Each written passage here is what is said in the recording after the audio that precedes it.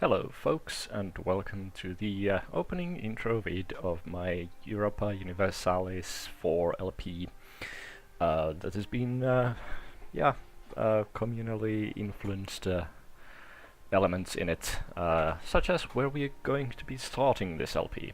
I waited around for a good long while for any suggestions from forum users, from Let's Play Sanctuary or Voltron Army, respectively. Those didn't really pan out that well, but I did get 3 interesting suggestions, English, don't fail me now, from YouTube comments. One was from Zilgnis, or Halcyon, as I more regularly known him. He suggested I should play as either Riga, Courland, or Livonia, so folks from around this area. Yeah, my goal should be to create a grand trade empire to rival those of like Hanseatic League or Venice or whatever, or all those huge money makers of ages past. So, yep, that sounds interesting and something that would be worthwhile to check out. I have no idea how trading actually works. I mean, not no idea, but really just the vaguest of notions of how it works. And I foresee great difficulties in pulling off Halcyon's wishes, since from what I've gathered, trade nodes around this area, maybe from Granada as well, but yeah, from this area are the best suited for building a huge trade empire, since the trade lines, how they go, they always go from a center of trade towards another center of trade, and it's always like a stream. And most trade flows from all over the world, from both east and west and north and south, to this area. This is the place where most of these trade lanes converge. I mean, they can drop off some of their trade along the line, like it's Baltic Node over here, but these are the only places where the trade doesn't get easily diverted onwards. So in order to create a huge trade empire from this starting point, only places that can push trade to this point effectively are from like Russia, or from down here, like from the Byzantines, the Ottomans, and Poland, Lithuania, so from this side. And yeah, starting like a tiny little merchant republic, or like yeah, it could prove to be more of a challenge than I can honestly pull off. But still, that is a suggestion, and I'm more than willing to give it a go. However, there were 2 others. One was by, I hope I'm not butchering the name, Renguar, who suggested I should play as the Ottomans with the long-term goal of either conquering or colonizing the Caribbean.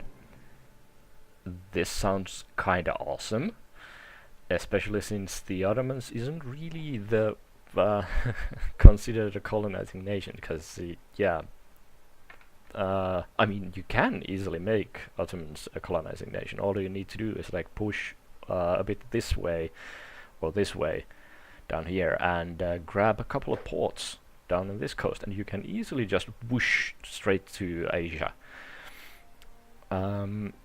However, from getting from this point to the Americas, that's a bit of a stretch. I mean, you'd first need to grab some land from Portugal or Spain, or from the coast of northwestern Africa over here. and then island hop your way to either South America or straight to North America and colonize the islands there. So yeah, that's a very interesting suggestion. I'd definitely like to go with the Ottomans because they are an interesting mix of Western influences and Eastern, and yeah, they have their own tech group and their own units, not available to anyone, any other nation, I don't think, and also have quite a lot of country-specific events and happenings, especially if you start to spread your tentacles all over the place and just growing huge. But yeah, that was another very interesting suggestion, and I'd love to give that a go. And the last one we got was from Brian Bolson Stanton, who's previously given me some ideas for Tropico 4 LP way back like a year ago when I was really actively doing it. Kind of hoping that I could come back to it sometime, but unfortunately the world has too many interesting games to play and not nearly enough time to do it. However, his idea was that I should start as Golden Horde and conquer China, and if I manage to pull that one off, then proceed to Australia. That is all kinds of awesome. First of all, it's ambitious as all heck. It would take ages and ages to pull off, but if I did, it would taste oh so sweet. Playing the Hordes is very different from playing any Western nation or any actually Far Eastern nation for that matter. The Hordes don't get any units aside from cavalry, and they don't really tech up at all. I mean, they stop getting new units really early on. So basically the idea, from what I've gathered, how the Horde should be played, unless you want to just get your butt handed to you in the long run, is to blob out a bit, like conquer like heck for a little while early on, try to consolidate your power, and then start westernizing, or at the very least changing your government type to something that's more sustainable. I think you can change from Horde to Eastern tech group and get some Muslim units and Muslim techs, which are more sustainable again in the long run. But the ideal situation would be to actually blob out be it westward somewhere and westernize, and then start pushing it east once you've accomplished that.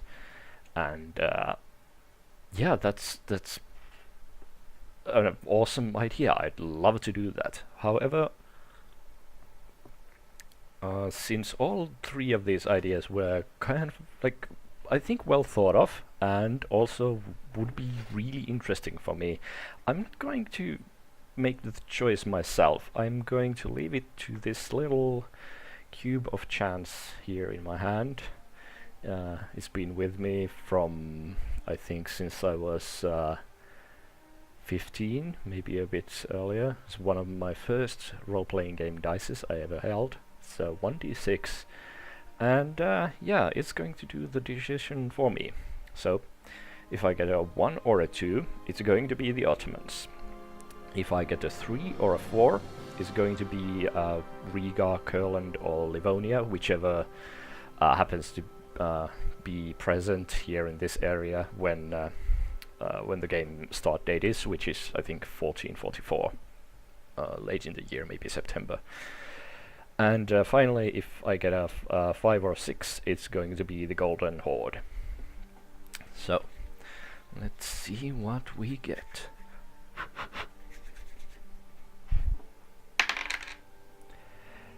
And it's a 3. So the first LP from the community suggestions for Europa Universalis 4 is going to be the Riga, Kurland or Livonia trade empire, starting from around here. So I'm going to go and upload this to YouTube immediately and then start recording.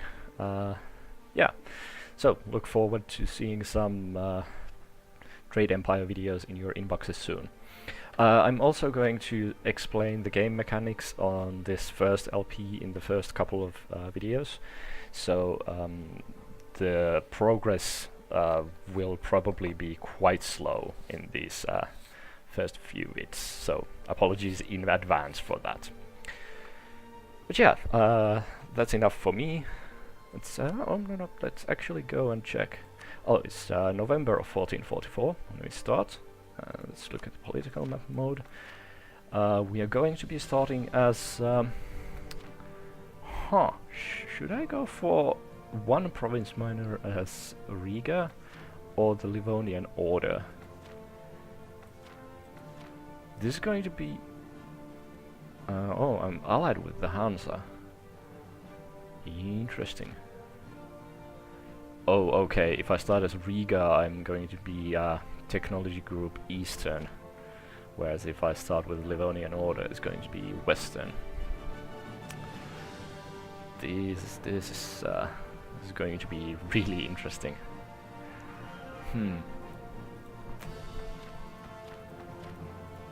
You know what? I'm going to do this again with the die. So 1 through 3 we'll start as Riga, and 4 through 6 we'll start as the Livonian Order. Whichever way we go, I'm going to change my government type to a what is it?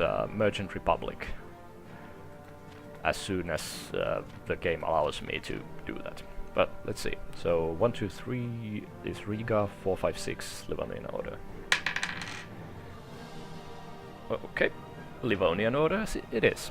Got a 5. So when we start the game good and proper, we'll be playing as Livonian Order and trying to create the most powerful trade empire on this God's green earth around this place, this part of the world. So I want to thank you guys for watching, and yeah, join me again later for some trade empire building goodness. See you later. Bye for now.